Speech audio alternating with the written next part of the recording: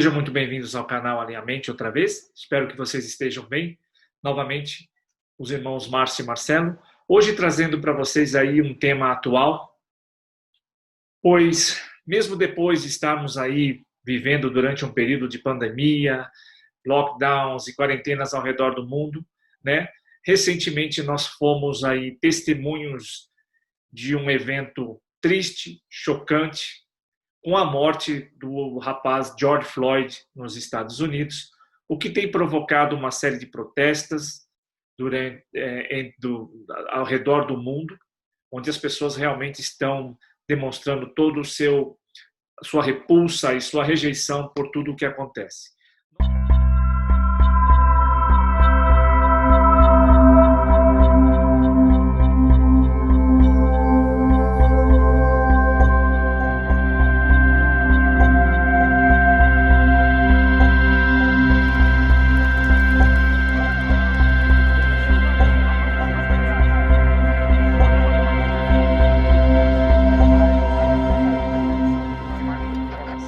Nós aqui do canal Alinhamente queremos compartilhar com vocês a nossa humilde opinião sobre o assunto, né? E para que a gente possa, de alguma forma, refletir também, trazendo aí a nossa opinião sobre o tema.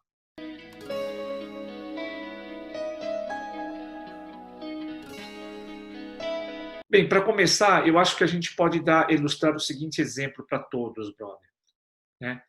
Se nós fôssemos perguntados entre os nossos 7, 8 anos da nossa vida, o que era ou o que é racismo, nós imediatamente olharíamos um para o outro e perguntaríamos: racismo? O que vem a ser racismo? Porque nós tivemos a experiência da nossa vida, né, de viver e sermos criados por pessoas de cor. Ou seja, nós nascemos inseridos nesta cultura onde não existia a diferença entre raça, é algo que não fazia parte, né, do nosso vocabulário e do nosso dia a dia.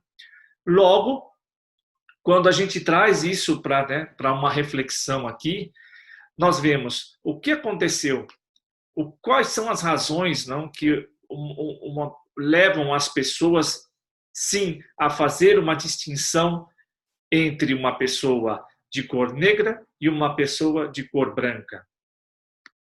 E isso é muito, muito interessante, porque aí você traz um dado, que é um dado também pessoal nosso, né, por uma própria experiência, do que é o seguinte: existe então um elemento que é colocado no racismo, que é o seguinte: ele é potencializado pela sociedade.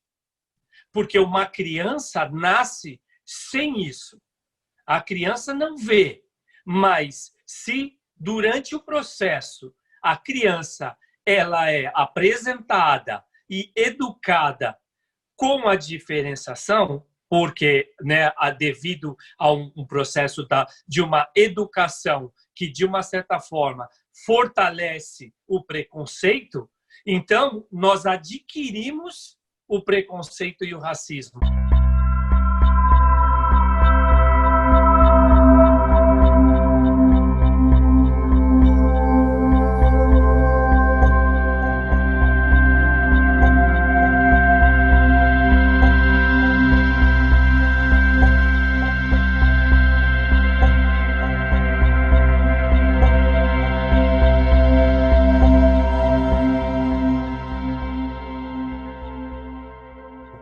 Então, isso é um dado interessante porque você começa a entender um pouco da questão americana, que tem muito a ver com o quê? Com o processo educacional americano, como que ele é quando ele incentiva o racismo, quando ele incentiva o preconceito, porque ele pega a criança na base.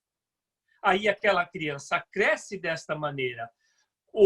Com certeza, essa criança vai ter filhos e vai passar essa ideia para frente. Então, o modelo educacional americano tem muita responsabilidade dentro do racismo.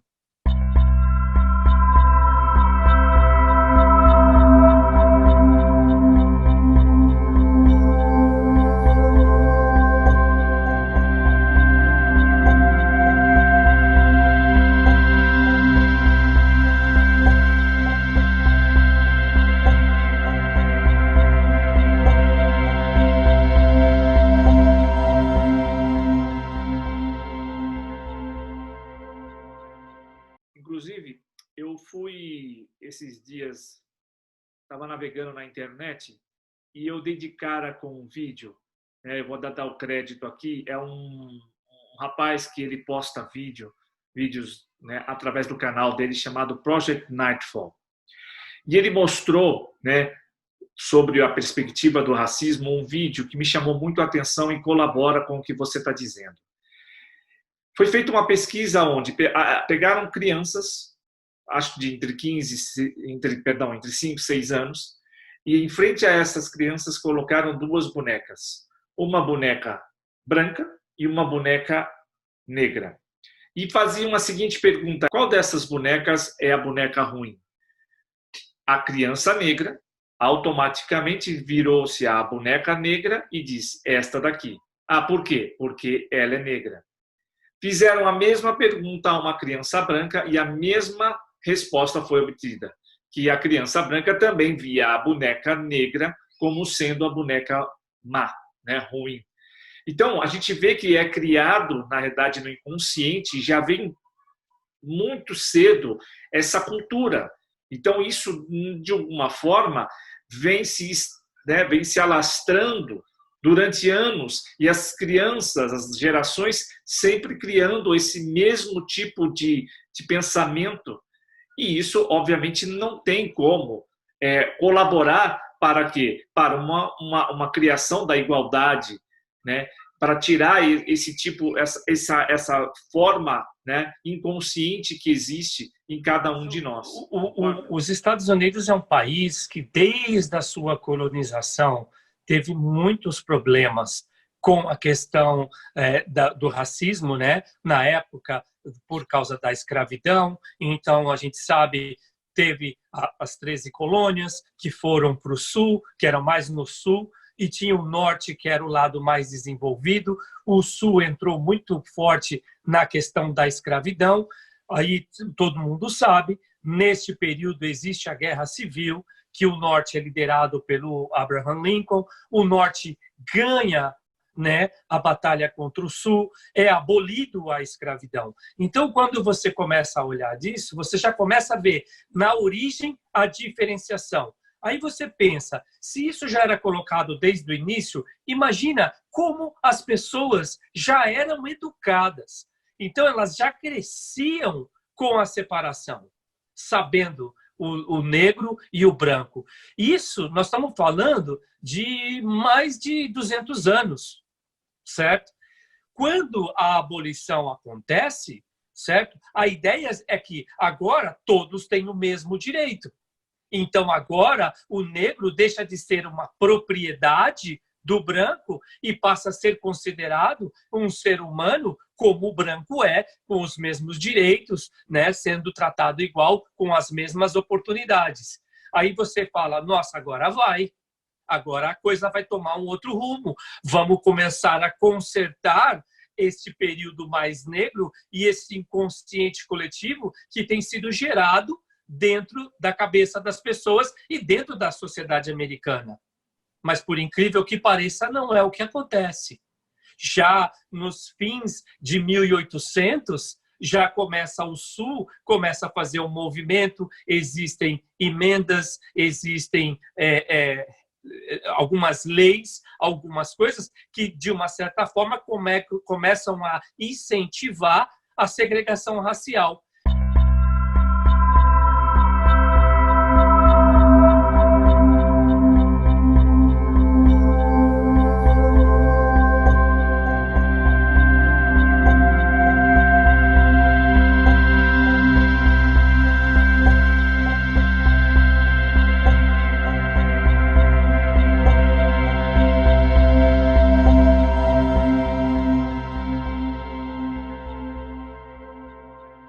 Então, vamos parar aqui para pensar o seguinte. Como que você acha que uma nação construída, certo, desta maneira, pode abafar ou pode, de uma certa forma, ter uma noção de que ela é uma nação inteira?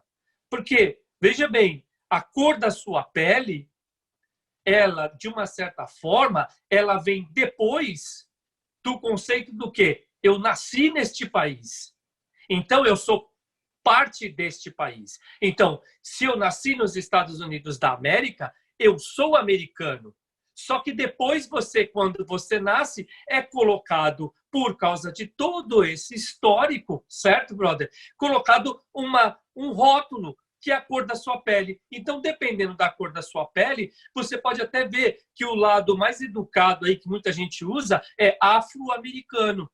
Não, quando eu concordo, se você quiser falar afro-americano, porque você é uma pessoa consciente, que respeita a origem dele, a ancestralidade dele, assim como nós, por exemplo, nós somos brasileiros, mas sabemos que a nossa ancestralidade é europeia.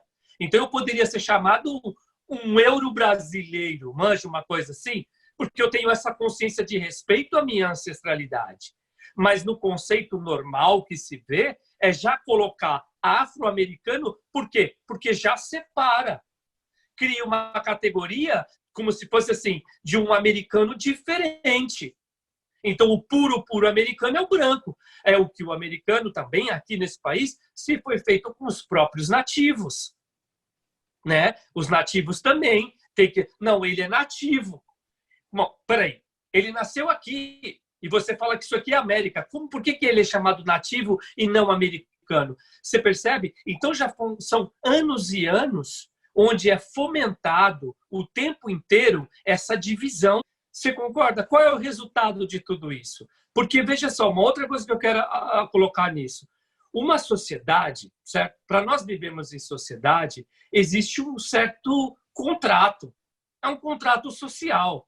Então, eu abro mão de algumas coisas, de alguma coisa que eu creio que seja uma liberdade que eu tenha, para que eu possa conviver com você. E você conviver comigo. E o Estado regula as nossas interações.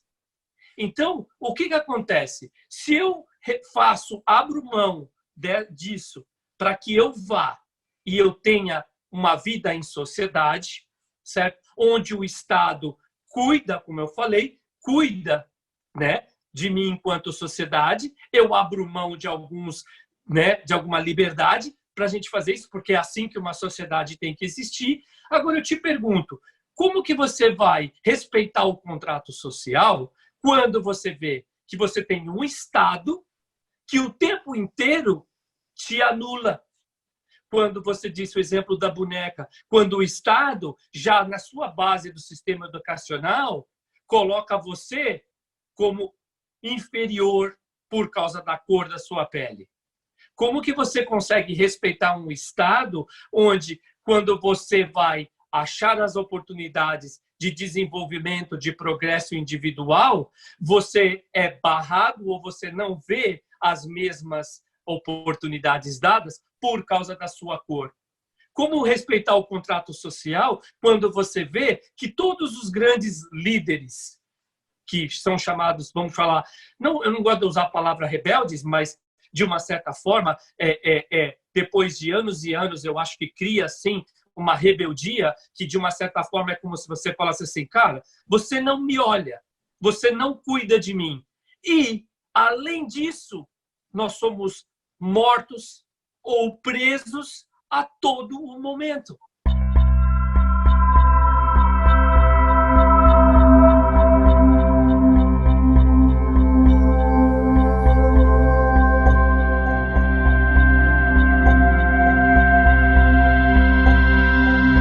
Se você olhar o evento que aconteceu agora com o George Floyd, eu entendo da seguinte maneira: deu.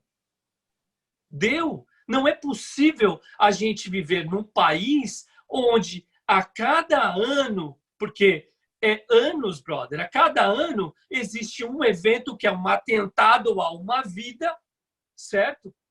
Por quê? Por causa da cor da pele. E eu gostaria de estar falando isso aqui porque é interessante entender que é o seguinte: o caso do George Floyd, ele precisa ser entendido dessa maneira porque existe uma questão que eu acho que nunca é tarde de se dizer. Está na hora de se parar com esse tipo de pensamento, mesmo quando isso já está enraizado desde o começo do país. essa semana, né, por causa de todos os protestos, os canais de televisão, né, tipo Netflix, o Amazon Prime, eles começaram a liberar filmes chamando, tipo assim, como se fosse Black Collection. Então, são filmes, tá? Documentários de toda a trajetória, de todo esse processo que você vê hoje, como, por exemplo, o caso do George Floyd. Eu assisti que é um documentário, tá? Onde é o seguinte, no começo do cinema, isso é no começo de 1900, o cinema estourando. O primeiro mega filme de maior bilheteria na história do cinema americano se chamava Birth of Nation.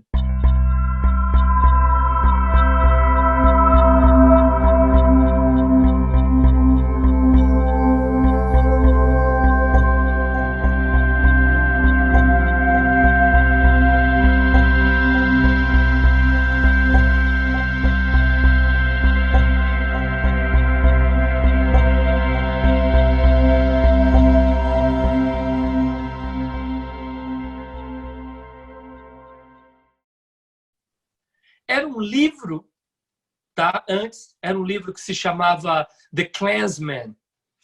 No livro existe uma supremacia branca e o que acontece? Quando o filme foi transformado para o cinema, a mensagem que o cinema passou foi o seguinte: existe uma supremacia branca. Você imagina, se você é um negro e você compra o bilhete do filme para assistir um filme chamado Birth of Nation, né? Traduzindo o nascimento de uma nação, onde você, negro, é colocado como o fraco, como o inferior, e, de uma certa forma, no próprio filme, se cria uma imagem de que o negro é perigoso, que o negro é criminoso, que o negro ele tem uma índole má. O filme é, assim, uma obra-prima para estragar todo o processo mesmo. E esse filme foi um marco do cinema, até porque a técnica utilizada pelo diretor, ele inova o cinema. Mas é muito interessante ver que você percebe quando eu falei do esquema da educação, meu brother. Olha o cinema fazendo a parte dele. Olha o cinema pregando, você entendeu? No inconsciente de quem está assistindo o filme, essa questão que vai diretamente ligado, brother, à questão da boneca. Porque quando eu vou ao cinema, o negro é o mal. Quando eu vejo a bonequinha é o mal. Por quê? Porque o que eu vejo é a cor. E isso é proposital, brother. É proposital.